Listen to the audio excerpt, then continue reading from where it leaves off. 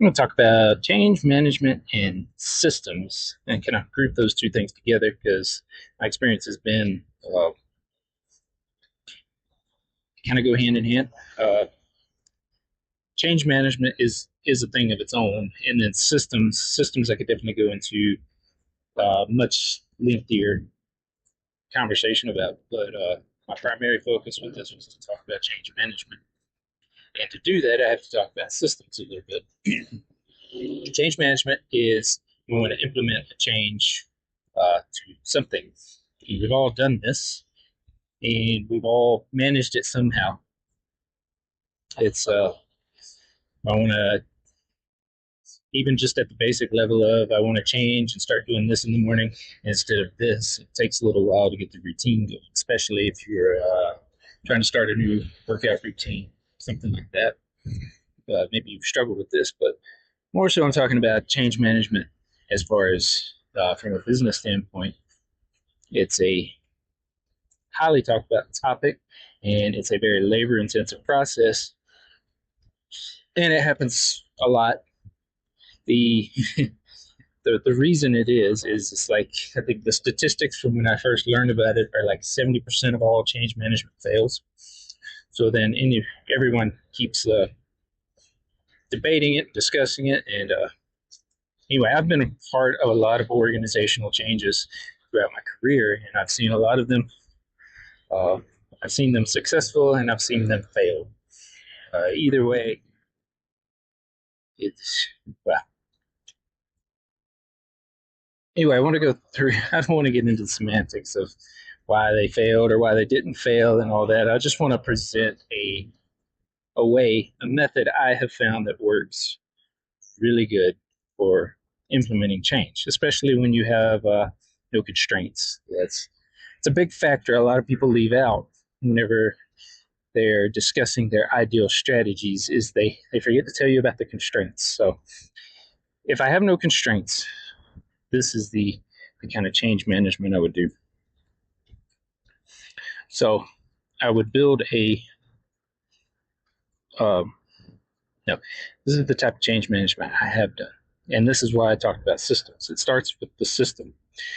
So my experience has been any system has to be designed for the end user in order for the change management to be successful. And let me rephrase that. Let me start over. I've had to implement a lot of changes, and that's been for the betterment. I wasn't forced to do these changes, and it was through this not being forced that I learned these really good methods. Okay, so I've implemented many systems, and the reason I implemented those systems is because they were beneficial to the people. And that is where I found the core root of doing change management. What is most people try to force the change. They sit in their little bubble, they design their system, and then they implement it. And then there's a lot of resistance to that. My experience has been one, people are going to say, like, oh, people don't like change and they don't want to do stuff the new way. And I mean, to a point, that's true. But what I found, and the reason I want to talk about systems is systems are most of the systems I've ever dealt with are designed to serve the person who created the system. And uh, like accounting, if you ever dealt with PRs and POs, you know how aggravating that system can be. The numbers don't make any sense. And the reason is those numbers are for the accountants to be able to easily classify their purchases whenever it comes time to do the bookkeeping. Little thought is ever given to the end user.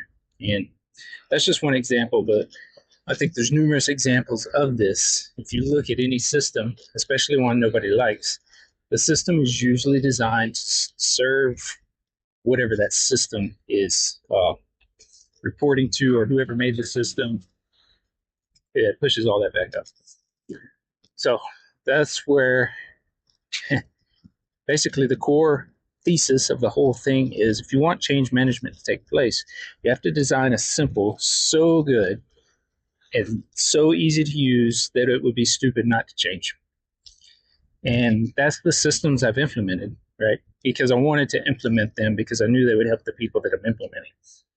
And it still takes effort. Like you have to go display the system to them. But when you have a system that makes life easier for the end user, once they realize how much it makes their life easier, they will want to make the change.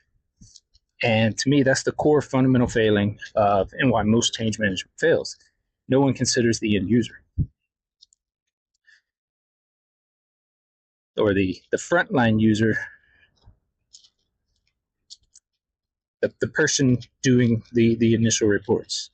And that comes back into what I was saying before. Not before in this video, but on a previous talk about servant leadership management. Management, in my opinion, should be your job as a management, job as leadership is to remove all the restrictions that keep the people who make the money from making whatever keeps them from making the money. You remove that so that they can go make the money. You don't give them stuff to move the restrictions. No, you go remove the restrictions. And system design has to complement that. So as a manager leader building these systems, I can't create a system that causes more friction to my frontline employees. I have to, because essentially you're just giving them more work. That's why everybody hates it. They knew how to do stuff. They were happy doing that stuff.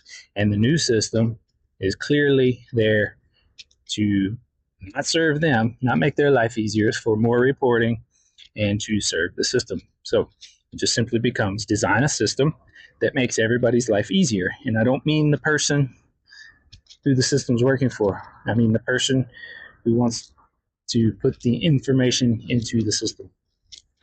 And that's like, if that's too complex, you can break it down to any system is kind of like an information flow. And the number one goal I see is to get as much information as possible as easily as possible. So if I make it really easy for someone to give me information, they will start utilizing the system.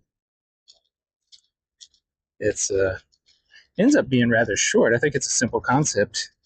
Change management fails because 70% of the people reject it. They reject it because it sucks. They don't want to do it because it takes a lot of extra energy. They already had to know to do one shitty system, and now you're adding another one. If you make their life easier, they'll gladly go to the system. It's as simple as that. I don't know. I see it all the time. Like, oh, I got the pressure down for the boss. I need this report. Let me assign all my workers. Hey, I need this report. It's like, but they had other stuff to do. Like, I don't know. Anyway, I guess that's more just for me to document it. And now I'm kind of rambling, trying to make my time marker because I had this goal of making each of my videos about 10 minutes, but it's a really simple topic. So, yeah, I'll cut it there. Thank you.